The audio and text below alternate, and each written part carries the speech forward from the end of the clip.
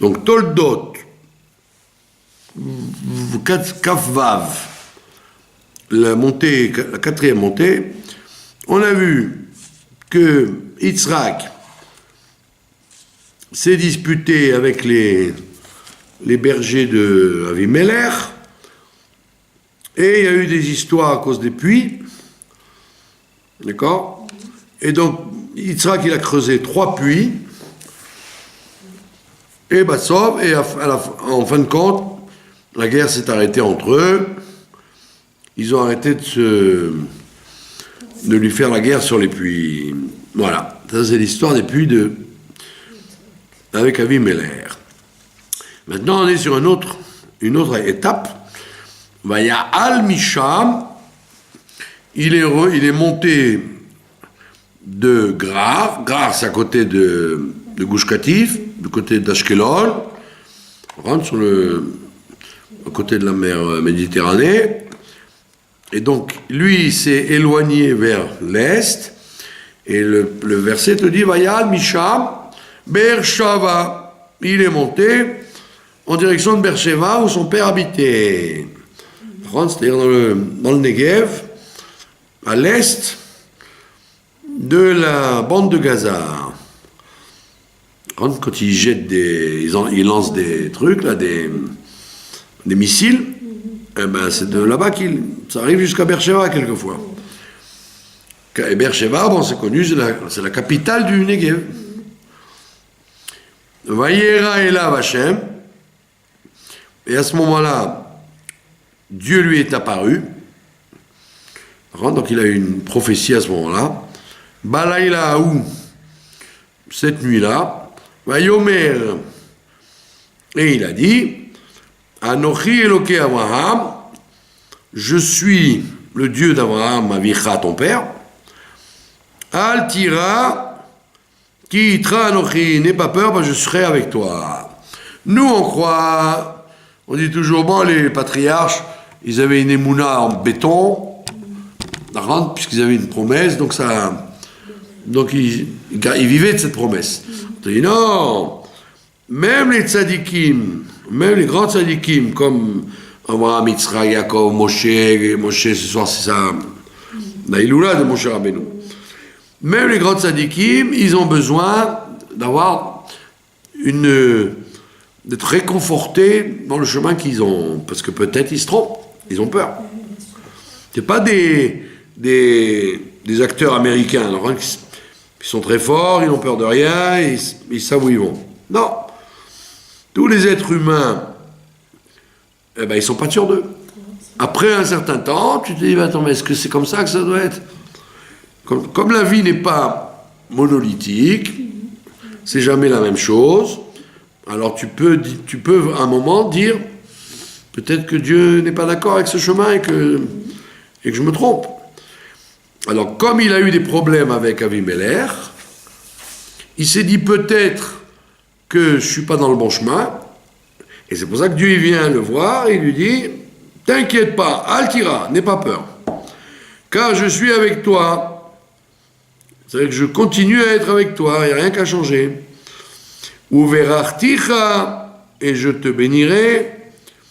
Uveirbeiti et zarecha, et je multiplierai tes enfants. Bavour Abraham Avdi, à cause d'Abraham, mon serviteur. Ça veut dire, même si ce n'est pas à cause de toi, je vais te donner la bracha, à travers Yaakov, bien sûr, parce que j'ai promis à Abraham. Donc on voit bien que les tzadikim, ils sont pas sûrs, tant qu'ils n'ont pas une preuve qui vient d'en haut, du bon chemin. Et à ce moment-là, Vaïven Sham Isbear, alors pour remercier Dieu qui lui a parlé, il a construit là-bas à Beersheva un hôtel. Vaïkra Beshem Hashem, et il l'a appelé du nom de Dieu, l'hôtel. Vaïet Sham Aolo, et il a planté sa tente là-bas. Donc ça veut dire qu'il s'est éloigné d'Avimelech, et il a planté sa tente à Beersheva. Il n'était plus du tout du côté du Gush Katif. Vaïchrou Sham Avdei Yitzhak Beher. Et là-bas, les serviteurs d'Yitzhak, ils ont creusé un puits, encore un puits. On voit bien dans la Chassidoute, elle dit que tout le travail d'Yitzhak, c'est de creuser des puits. Ça veut dire quoi, creuser des puits? Ça veut dire dévoiler la vérité chez chacun et chacun. C'est un travail de dévoiler les forces de la Neshama chez chaque individu qui existe. Ça, c'est un travail très dur. Hein, parce que tu peux, comme Abraham, amener de la lumière, amener du chesed, etc. Mais ça ne change rien. Les gens ne bougent pas. Alors quand on te dit non, le travail d'Yitzhak, c'est un travail de... Même quand les gens ne sont pas influencés par le chesed que tu leur fais, ils peuvent être influencés par le fait que tu dévoiles chez eux des forces qu'ils ont. Ça, c'est un travail de Yitzhak. Et la Chassidoute, elle dit que le travail d'Yitzhak, il est plus grand que le travail d'Abraham. Pourquoi? Parce qu'Abraham, lui, il donne, ça marche. Ok, ça marche pas, et ça le dérange pas. Lui, Abraham et Sarah, c'est des gens qui s'occupent de diffuser du chesed. Lui, Yitzhak, c'est un travail de Ufaratzta. Il veut travailler pour dévoiler chez les gens qui commencent à faire rechercher Dieu par eux-mêmes. Donc, c'est pour ça que creuser des puits, ça veut dire la Neshama, elle est recouverte par la poussière, de la vie, de tous les problèmes que les gens ils ont. Et donc, les gens, ils disent, moi, j'ai pas envie d'être un serviteur de Dieu, ça m'intéresse pas. Je peux pas. Et Yitzhak dit, non, tu peux, regarde, creuse, il y a l'eau qui va sortir. C'est pour ça qu'on voit, la Chassidoute, elle répète ça très souvent, que tout le travail de Yitzhak, c'est creuser des puits. Et on ne voit pas qu'il reçoit les invités, on ne voit pas qu'il influence les gens. Alors tu dis, à quoi il sert? Mais oui, il influence les gens par le fait de creuser les puits. Et ça, c'est le travail de la Chassidoute, le Chabad qui dit, ça ne suffit pas que le tzaddik, il donne des brachot, il donne des enseignements, qui donne des conseils. Il faut que le juif, il arrive à devenir lui-même un facteur d'Avodat Hashem. De lui-même, sans que le rabbi le se mêle. Travail d'Yitzhak. Et tant que tu n'as pas fait ça, tu restes au travail d'Abraham. Et le travail d'Abraham, c'est pas sûr qu'il fonctionne. Tu vois bien, le rabbi, il a investi il a investi de cadeaux et de brachot et de farbringen mais qu'est-ce qu'il attendait, le rabbi? Que les gens, ils prennent sur eux Avodat Hashem. C'est pour ça que on te dit, Parashat Tetzavé, aujourd'hui, Tetzavé, qu'est-ce qu'il dit Dieu? Il dit d'allumer la menorah. Et qu'est-ce qu'il dit Rashi? Il faut que la flamme, elle brille toute seule. Quand tu allumes la menorah, le Kohen, il doit rester avec la flamme jusqu'à ce que le chandelier, il brille tout seul, qu'il n'ait pas besoin de lui, qu'il puisse partir et que ça brille tout seul. Et ça, c'est le travail de Yitzhak. C'est-à-dire, ça ne suffit pas d'allumer la nekuda du judaïsme chez quelqu'un, mais il faut que de lui-même, il se bouge, qu'il fonctionne d'après ça. Sans que le rabbi soit derrière lui à lui dire, alors, ça va, tu avances, hein. Comme un enfant, un enfant. Quand tu vois comment ça marchait, alors tu es derrière lui, tu surveilles qu'il ne tombe pas, qu'il ne casse pas tout dans la maison, jusqu'à ce que tu vois qu'il marche tout seul. Quand tu vois qu'il marche tout seul, là tu dis, bon voilà, il est bien, il est en bonne santé. Marcher tout seul. Donc voilà pourquoi Yitzhak, chaque fois que on l'attrape, on te dit, il creuse des puits. C'est quoi? C'est un pétrolier, qu'est-ce qu'il fait? Où il creuse des puits? et qui dévoile chez les gens qui l'entourent l'eau vive. C'est pas pachoute. Pas pachoute, parce qu'il y a des gens, tu peux. Moi, j'ai raconté ce matin à quelqu'un, j'ai connu quelqu'un, 300 fois il a été voir le rabbi. 300, il avait un abonnement d'avion. Il m'avait dit 300 fois j'ai été voir le rabbi. Et j'ai dit, mais tu. Ah oui, tu voyais presque rien, quoi. J'ai dit 300 fois et tu n'as pas bougé de. C'était un spectacle pour lui, c'était un. Bon, comme il venait de France, bon. Oui. Il passait les week-ends, il passait les fêtes, et, tac, tac, tac, il m'a dit, j'ai calculé, j'ai un abonnement 300 fois. Je dis, moi j'étais quelques fois, et je me suis pas dit, bon, allez, il faut que j'aille. Ah, il faut que j'aille. Ça va, tu as pris l'enseignement, allez, au boulot, travail. Donc ça veut dire que creuser un puits, c'est pas évident. C'est sûr. Pas évident de creuser les puits. Voilà. Donc, va Avimelech, Allah Elav, Mikra. Vous voyez que Avimelech, il a mis dehors. Il a dit, va-t'en de nous, tu nous déranges. Tu nous bouches la vue. Et Yitzhak dit, ok, très bien, je m'en vais. Il part à Beersheba, Dieu il lui montre qu'il est avec lui. Pitom, Avimelech, il apparaît comme un toutou. Avimelech, il arrive vers lui de gras. D'accord, va Khuzat Mereu avec un groupe de ses amis. Au Fichol, Tsar Tsevao, avec Fichol, c'était le chef des armées d'Avimelech. Donc on voit bien que c'est la réponse. C'est la réponse.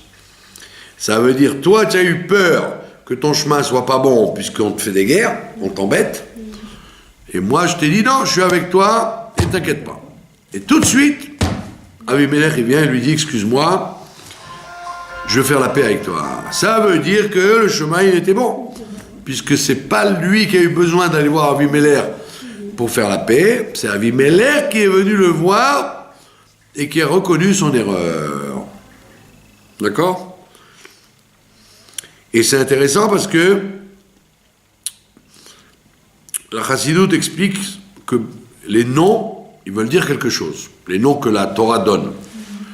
Alors, comment il s'appelle son général d'armée ? Il s'appelle Pikol. La bouche dans tout. La bouche dans tout, ça veut dire, c'est la force du mal qui consiste à toujours dire des choses pour avoir raison et donner tort aux autres.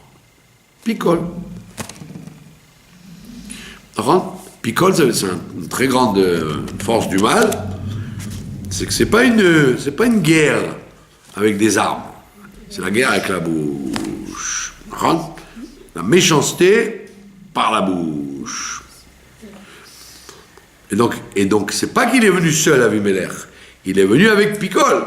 Ça veut dire que même Pikol, il reconnaît qu'il s'est mal comporté avec Yitzhak. D'accord ? D'ailleurs, on voit bien aujourd'hui les guerres. Les guerres, c'est avec la parole. On casse celui-là, on casse ça, on dit ça. Ce sont des guerres psychologiques, verbales, plus que des vraies guerres.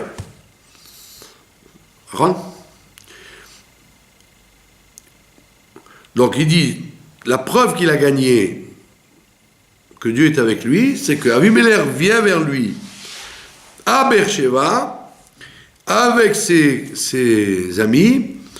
Et en plus, il amène avec lui le général, Fikol. Vayomer alehem Yitzhak, lui, Yitzhak, donc il ne se laisse pas démonter, il dit, Madoua batem elai, pourquoi vous êtes venus vers moi? Veatem senetem oti, alors que vous me haïssez, mais vous m'avez renvoyé de chez vous. Vous m'avez renvoyé. Donc ça veut dire vous n'êtes pas content de moi, vous m'avez renvoyé. Moi, je ne fais pas la guerre, je suis parti. Entre-temps, Dieu m'est apparu et m'a dit, t'inquiète pas, je suis avec toi. Et juste pour lui montrer que Dieu est avec lui, Abimelech, il se rapplique avec son chef d'armée. Et donc il dit, voilà, vous m'avez chassé et vous me haïssez, donc qu'est-ce que tu viens faire chez moi? D'accord? On voit bien qu'il y a des situations où il vaut mieux ne pas se fréquenter pour éviter les affrontements. D'accord? Il y a des situations comme ça. C'est pas toujours qu'on peut s'asseoir et faire la paix avec quelqu'un. Donc c'est ce qu'il dit, Yitzhak, pourquoi vous venez me voir? On avait arrêté, ça y est, je suis parti. Vayomru, ils ont dit, Rao, Raïnu, voir, nous avons vu, Ki aya Hashem imar, que Dieu était avec toi. Non, donc ils reconnaissent qu'ils se sont trompés, parce que si Dieu est avec toi, ben tu le fréquentes. Tu as envie d'avoir la bracha, toi aussi. Colle-toi au parfumeur et tu vas sentir le parfum. Manomer, teina ala benotenu benenu benecha, qu'il y ait une promesse, un serment entre nous et nos enfants et toi, et faisons une alliance avec toi.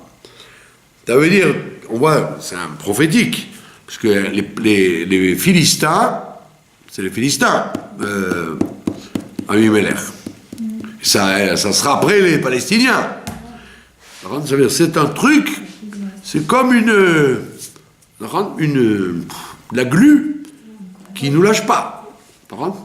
On voit bien que les Philistins vont jusqu'à la fin du premier temple, ils auront des problèmes avec eux, et après au deuxième temple, il va y avoir toujours la bande de Gaza qui est problématique, et voilà, et encore maintenant. C'est incroyable cette Ashgacha Pratit.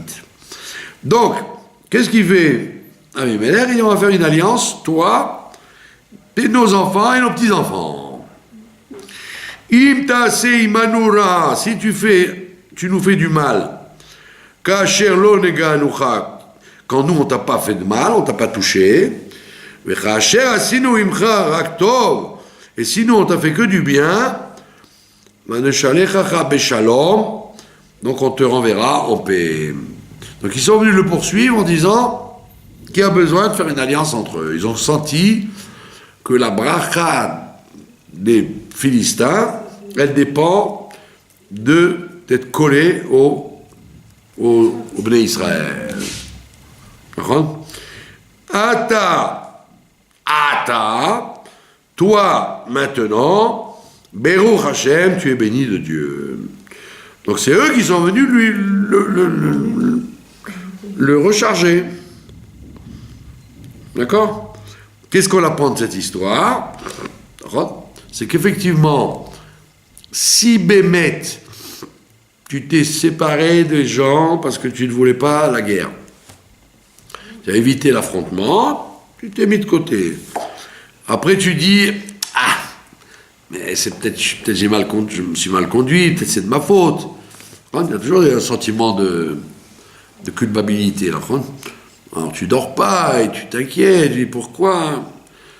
Alors on te dit, la preuve la plus flagrante que tu n'as pas tort, c'est si la personne, avec le temps, vient te voir et te dit « J'ai mal agi avec toi, c'était moi qui étais en tort. » Toi, tu n'as rien à faire, ça veut dire.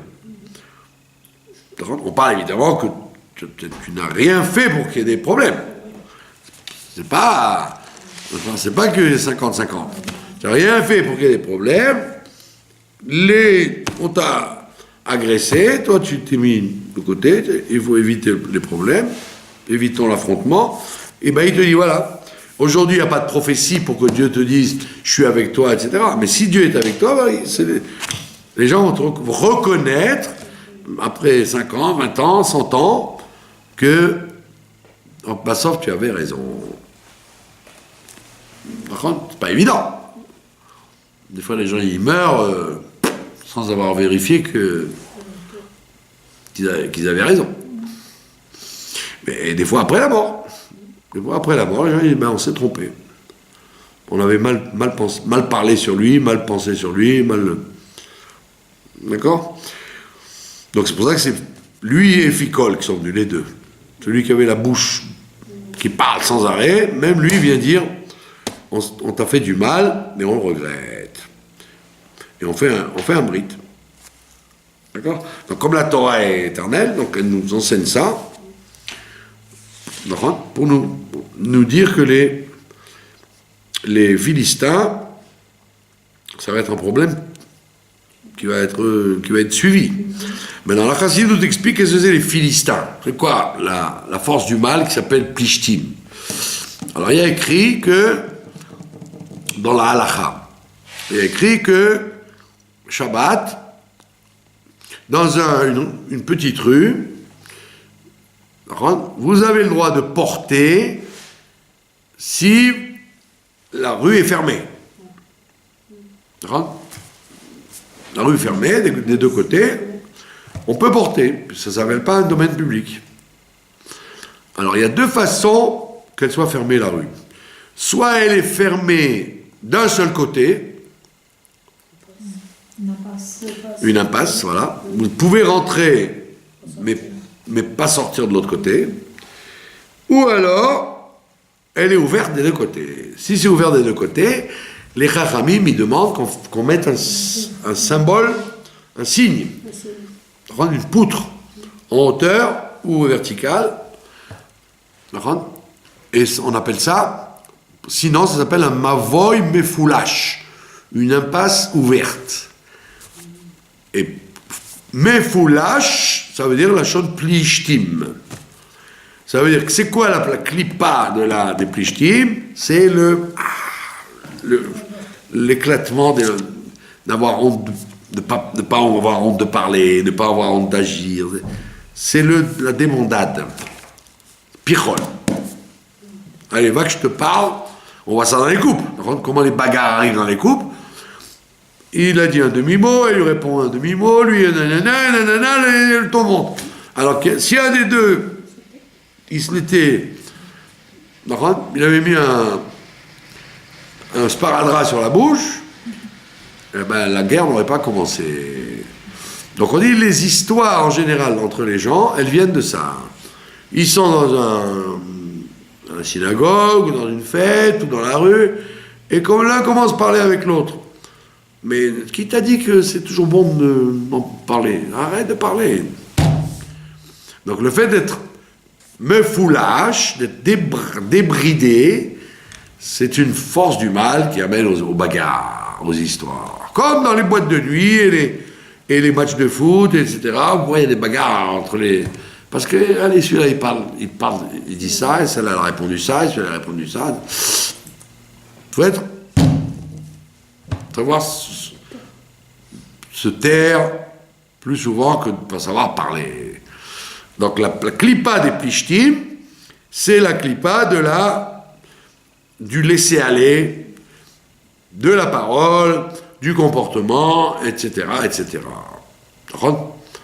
Avec l'alcool et le blablabla, les dvarim betelim, c'est pas évident, parce que c'est la nature humaine de préférer raconter n'importe quoi que de prendre un livre ou de dire, bon, écoutez, on va être clair, on va parler 3 minutes et c'est tout.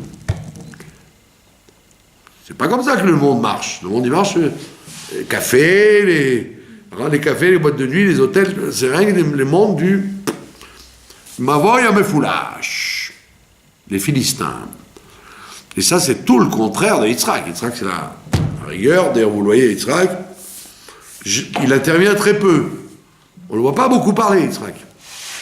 Ni avec sa femme, ni avec ses enfants, ni avec les étrangers, ni avec les amis. Il fait de l'action et il parle peu. D'accord? Donc c'est ça c'est ça le travail contre les Philistins, c'est justement de boucher l'impasse, que l'impasse soit pas un mavoy à me foulage. Si c'est un mavoy à me foulage, tu n'as pas le droit de porter, ça veut dire que c'est un domaine public. Et de qui dit domaine public, il dit laissez aller. Dans un domaine public, les gens ils viennent pas de jeter des papiers, de crier, de faire du bruit. Alors dans un domaine privé, en général, on se tient mieux. Vous avez compris, voilà, la Vodat Hashem de savoir tenir comme il faut Avimelech et Pichol. Et donc c'est pas pour rien que la Klippa des Plishtim, elle va nous suivre jusqu'à la fin des temps, parce que c'est un des Yetzer les plus forts des Béné Israël, la perte de temps en public. Vous avez un rendez-vous, qu'est-ce qu'ils font les gens? Ils papotent. Ben non, pourquoi tu papotes? Fais une mitzvah à ce moment-là, fais quelque chose d'utile. Quand vous avez rendez-vous à midi, vous arrivez à moins 20, pendant 20 minutes, vous n'allez rien faire. C'est ce que les gens ils font. 20 minutes, ils font rien. Mais 20 minutes, tu peux étudier la Torah, tu peux faire des mitzvot, tu peux penser à aider telle personne. Il y a plein de choses à faire en 20 minutes. Donc c'est la clipa des Plishtim. C'est pour ça qu'on a toujours en face de nous des Plishtim qui nous cassent les pieds. Et là on voit que Yitzhak, étant donné que lui n'était pas du tout attaquable, c'est eux qui le bénissent. Ils disent on a tort, et Beruch Hashem, tu es béni de Dieu. Vayas lahem mishte, il leur a fait un festin. Vayoklu vaishtu, ils ont mangé, ils ont bu. C'est ce qu'on dit dans les Midrashim, que les forces du mal, il faut toujours leur donner un peu, quoi. Si quelqu'un te casse les pieds, ne dis pas non, rien à voir avec lui. Casse les pieds, donne-lui un peu à manger, donne-lui un peu à boire, calme-le. Calme-le. Vayochlu vaishtu, ils ont mangé, ils ont bu. Vayashkimu baboker, ils sont réveillés de bon matin. Vous voyez, donc ça veut dire qu'ils ont mangé, ils ont bu toute la nuit, ça veut dire. Ils ont fait la fête. Vayashkimu baboker, ils sont réveillés de bon matin. Vaishavu ish leachiv, et ils ont fait un serment l'un vis-à-vis de l'autre. Yitzhak et Avimelech. Vayeshalchem Yitzhak, et Yitzhak les a raccompagnés. Vayelchu meito beshalom, et ils l'ont quitté en paix. Donc d'une situation très embrouillée, où ils lui ont fait des problèmes avec le premier puits, le deuxième puits, le troisième puits, et qu'il a été obligé de se sauver, ça a terminé à ce qu'il se fasse la paix avec lui. Et ça, c'est un grand signe de victoire. Si tu arrives à ce que, au lieu de rester fâché toute la vie, les gens avec qui tu étais fâché, ils veulent faire la paix avec toi, c'est énorme. Shalom, ils l'ont quitté dans la paix. Vayehi, Bayomahu, et ce jour-là, donc c'est un grand jour, puisque la Torah elle appelle ça Bayomahu, ce jour-là. Comme pour Purim ou pour Pessah, on appelle ça Bayomahu. Ce jour-là, c'est un jour de fête. Et il faudrait même vérifier sur les calendriers si ce jour-là n'est pas inscrit comme un jour particulier du calendrier où il y a eu la paix entre Yitzhak et Avimelech. En ce jour-là, Vayavohu Avdei Yitzhak, les serviteurs d'Yitzhak sont venus, Vayegidoulo, ils lui ont dit, Alodo Taber, à propos du puits, Asher Chafaru, qu'ils avaient creusé, Vayumrolo, ils lui ont dit, Matzanu Maim, on a trouvé de l'eau. Donc, encore une fois, s'ils trouvent de l'eau, ça veut dire qu'il fait son travail comme il faut, de dévoiler l'eau qu'il y a chez les gens autour de lui. C'est une preuve. Une preuve.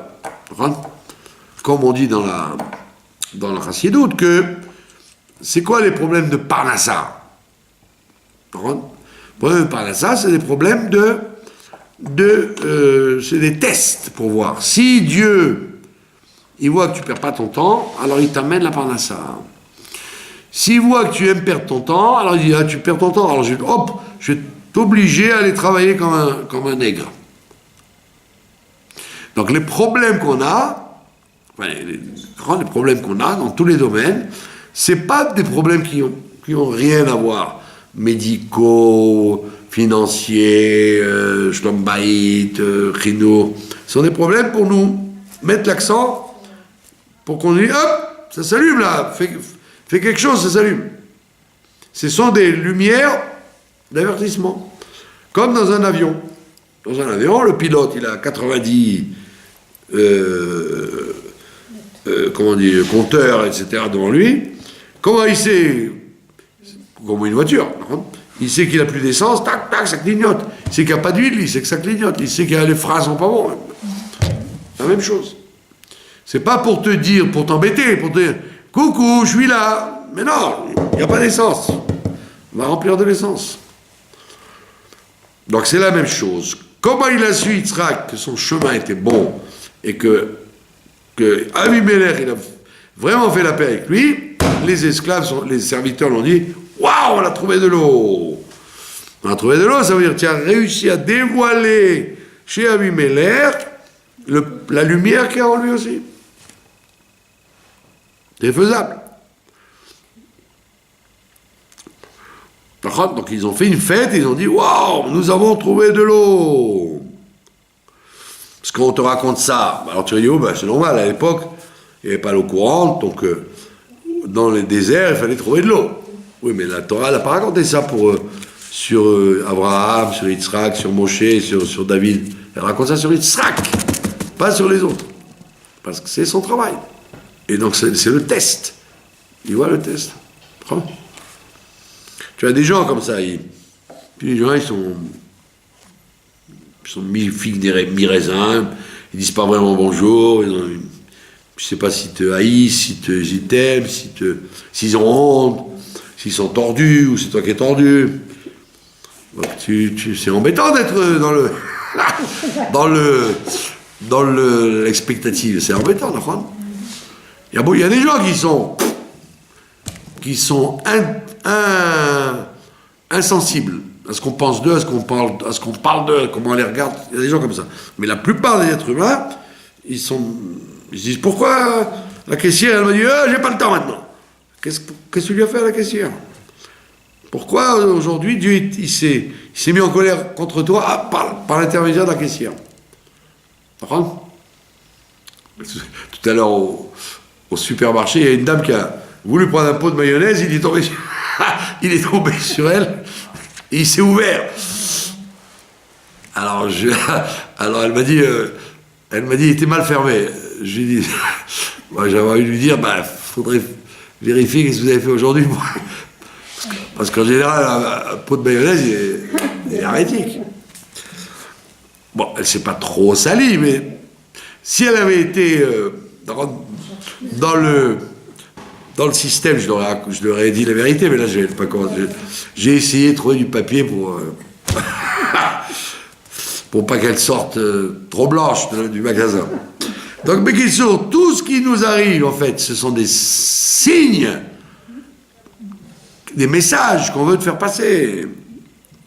Si tu les comprends pas, c'est dommage.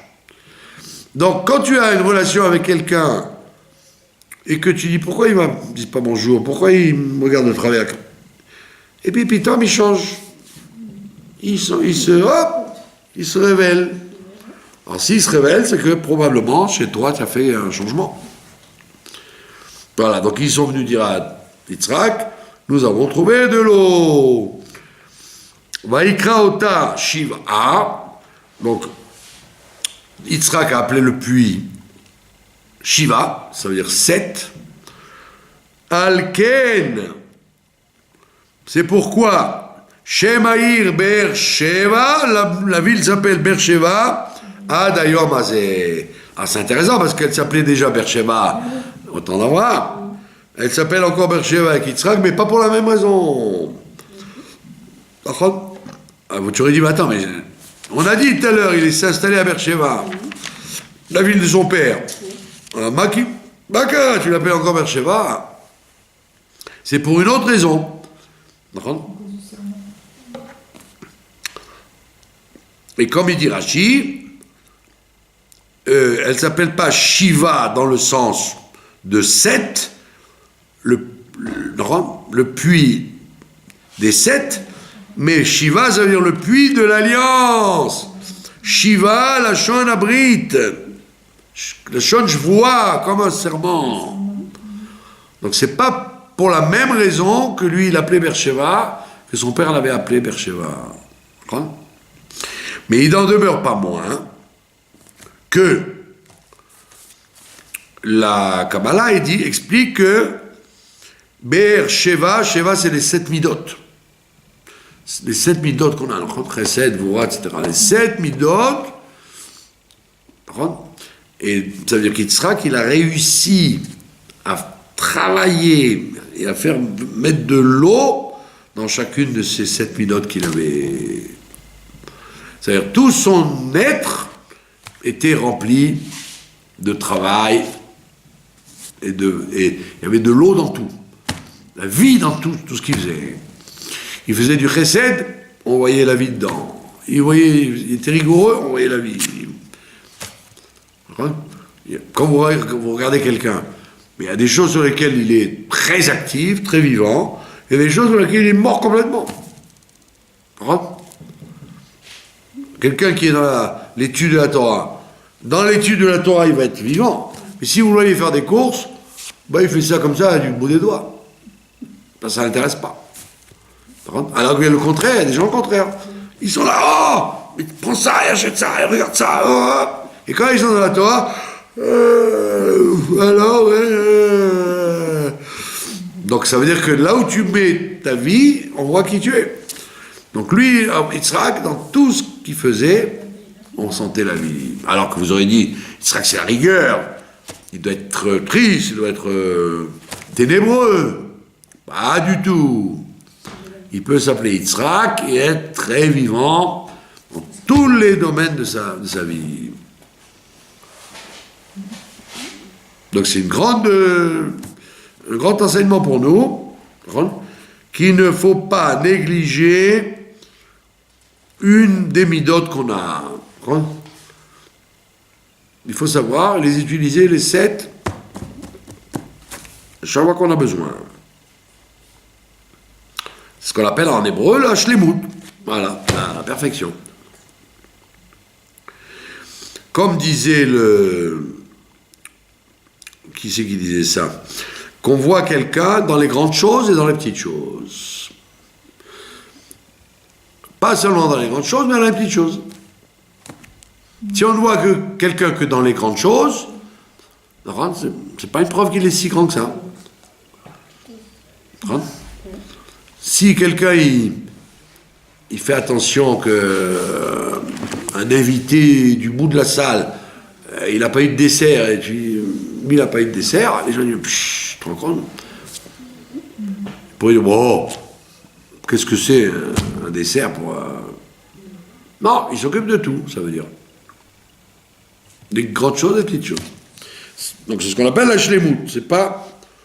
C'est pour ça que Moshe Rabbeinu, ce soir il faut parler de lui, Moshe Rabbeinu, comment Dieu l'a choisi? Parce que il emmenait les bêtes dans les endroits où il y avait de l'herbe tendre, parce que c'était des agneaux qui avaient du mal à mâcher. Donc si tu les mets, tu dis bon c'est de l'herbe qui se débrouille, ils vont rien manger les pauvres, ils vont maigrir. Alors il prenait des endroits où l'herbe était molle. Il faisait attention à chaque agneau. Et Dieu il a dit, s'il est capable de faire ça avec des agneaux, il sera capable de faire ça avec son peuple. Donc c'est dans les petites choses qu'on a vu la grandeur de Moshe Rabbeinu, pas dans la suite. La suite c'était un développement. Par contre, c'est ce que la Chassidut nous explique. Quel intérêt le Midrash a de nous raconter que le test de Moshe Rabbeinu, c'était en tant que berger. Berger, c'est pas... Tu gères pas un mouton comme tu gères un ménanam. Et je dis, oui, bon, c'est de là qu'on va voir. On va voir comment tu es. Par contre, c'est dès que les enfants, ils sont des enfants, il faut leur apprendre à ça. À pas jeter par terre, à pas mentir, etc. Les petites choses. Parce qu'il y a des gens qui disent il est amusant, l'enfant, il a menti. Pas du tout, c'est pas amusant du tout. Il faut l'empêcher de mentir, même dès qu'il a 2 ans. Pourquoi tu attends quoi qu'il soit à 40 ans à la police, attrapé par la police pour mentir? Donc c'est même dans les petites choses, tu dois faire attention parce que c'est une preuve de la grandeur. Et donc c'est ça le shlemut des 7 midot. D'accord? Voilà. L'histoire avec Avimelech, elle est terminée, elle est passée.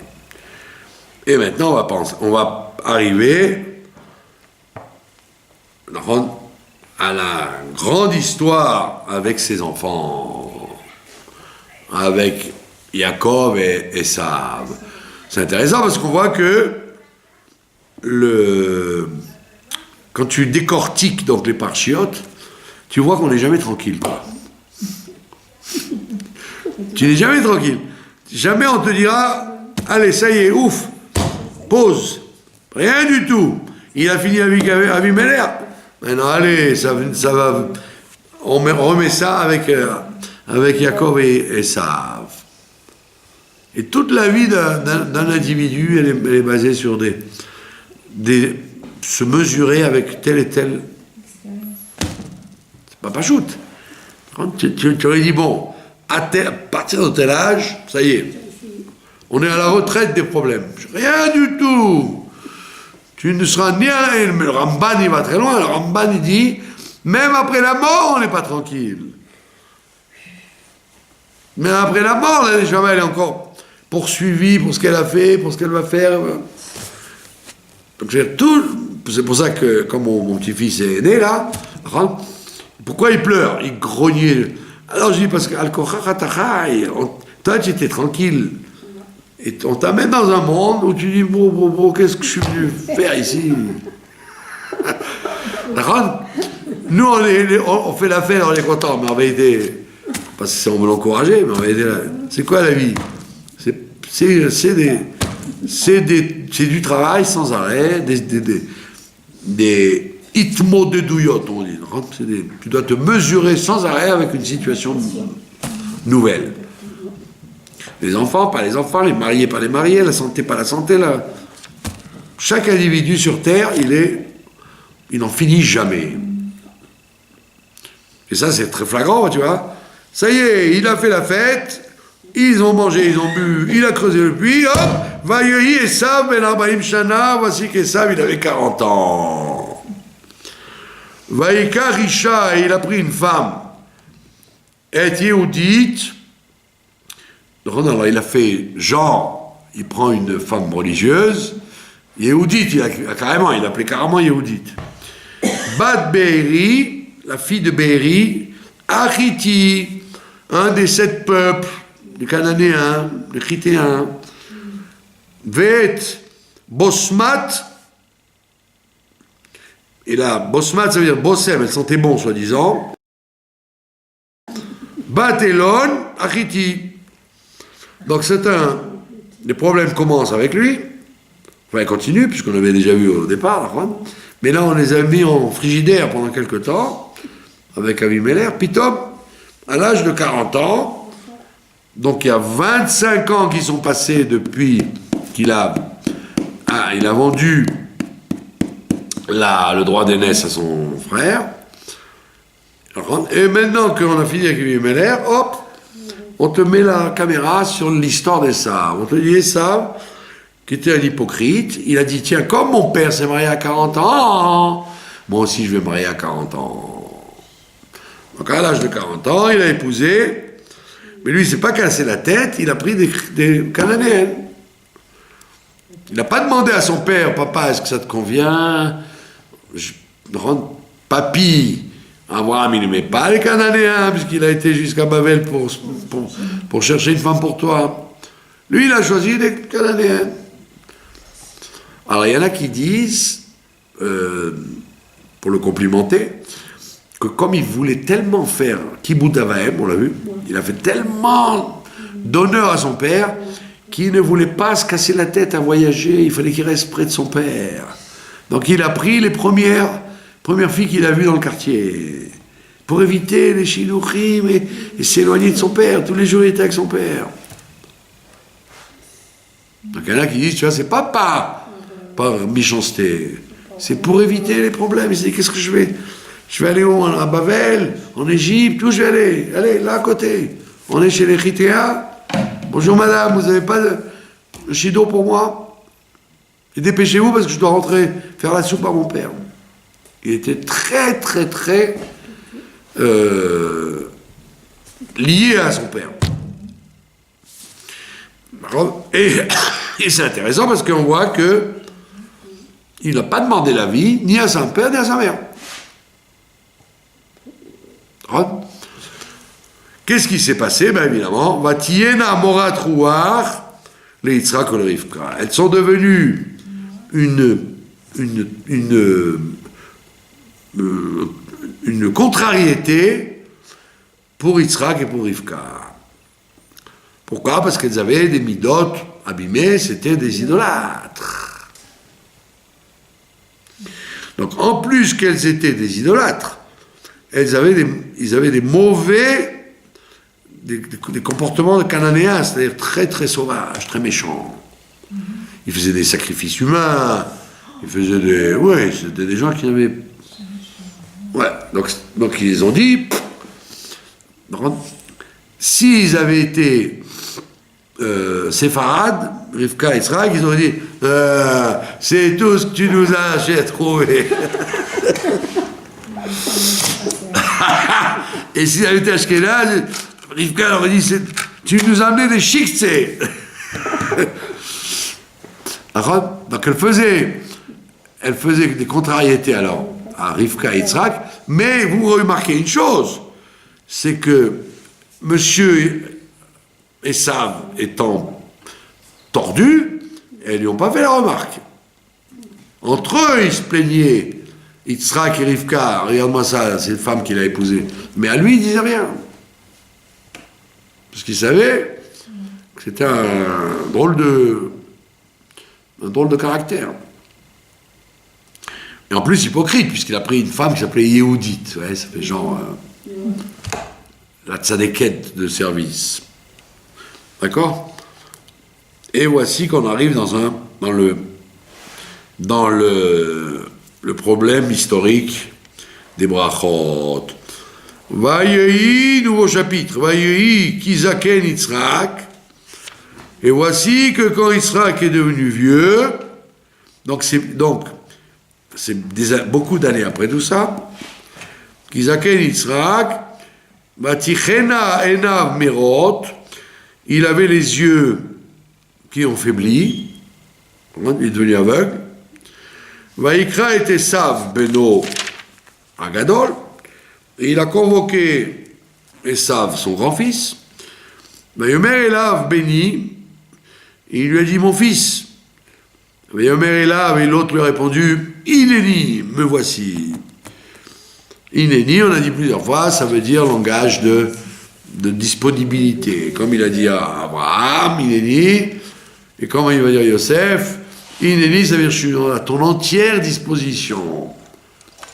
Mais chez lui, c'est pas d'hypocrisie, parce qu'effectivement, avec son père, il était comme ça. Tout ce que demandait son père, il le faisait.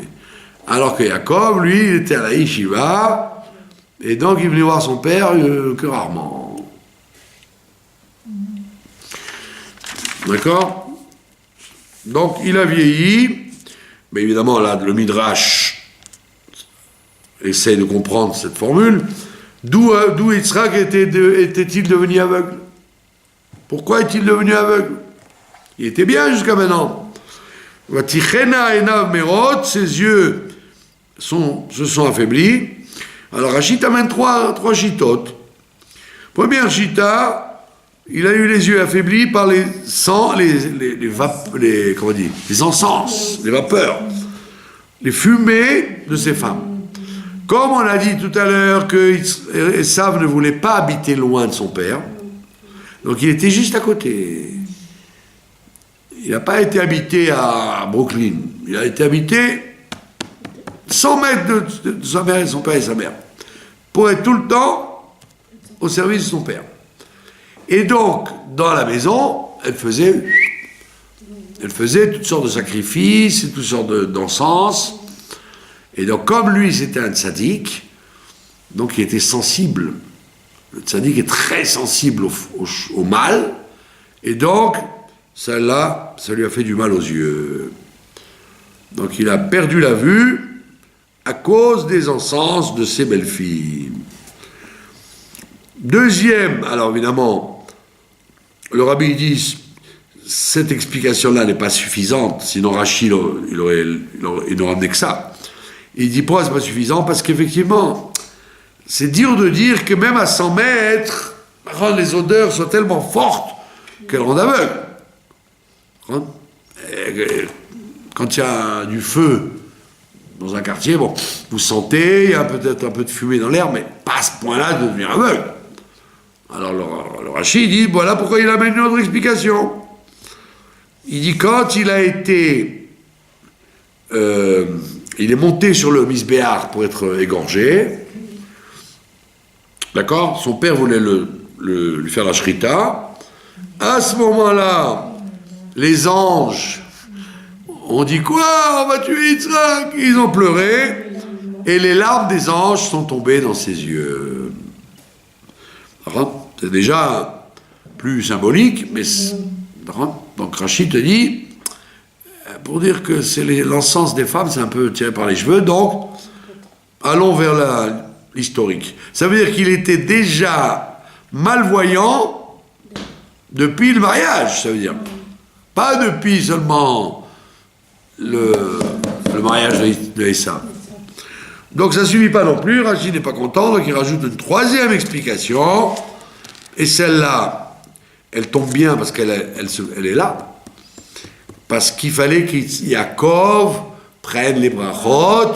Et s'il avait vu, ben il n'a jamais pu faire ce trick de se faire passer pour son frère.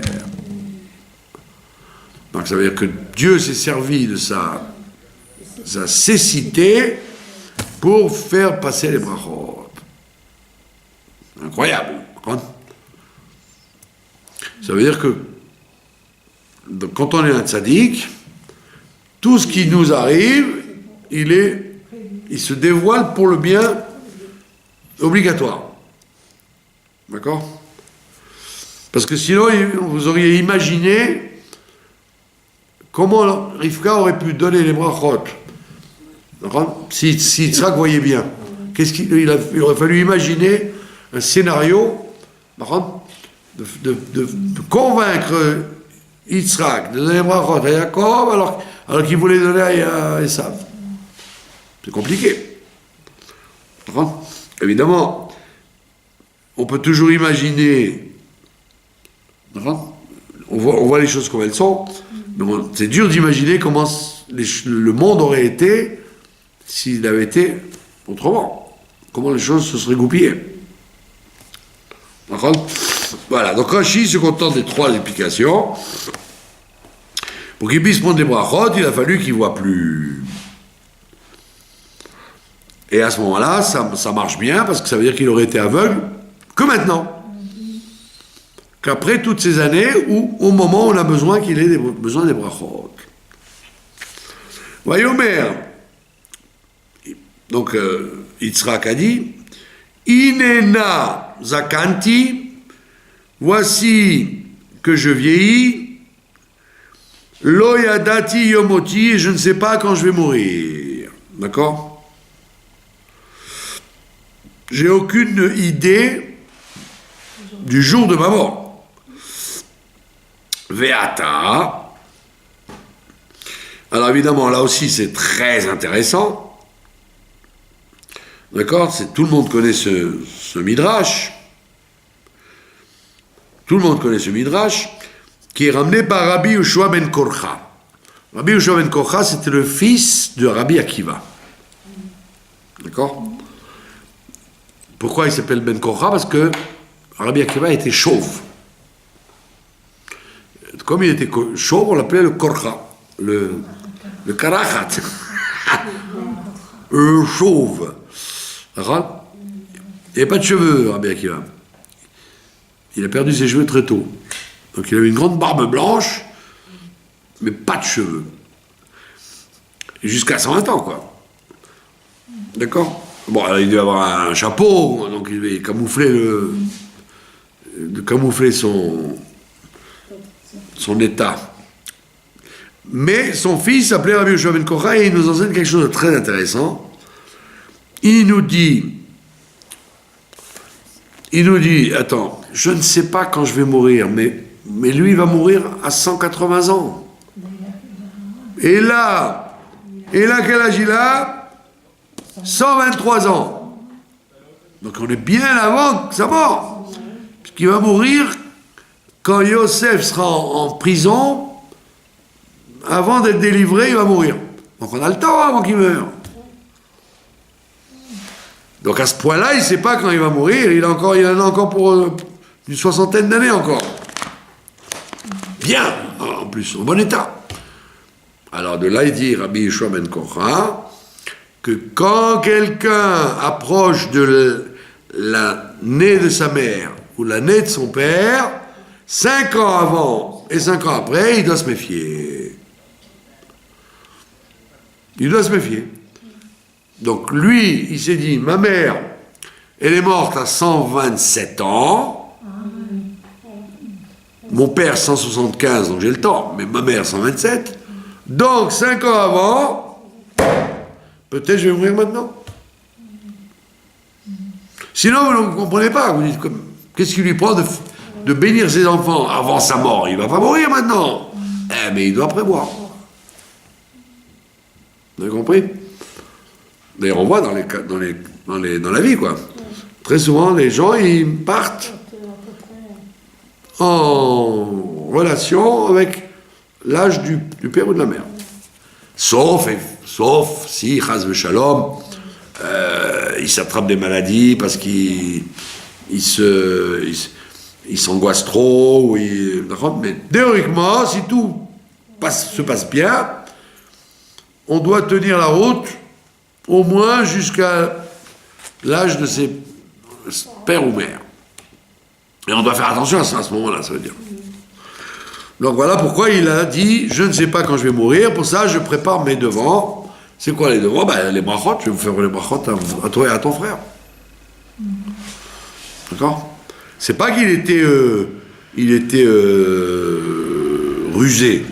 Non, il a dit peut-être que je vais mourir bientôt. Voilà. On arrête là parce que après c'est le suspense. Le grand suspense des brachot, et ça on ne peut pas liquider ça sur un pied. Merci beaucoup. Voilà, je vous remercie de votre attention.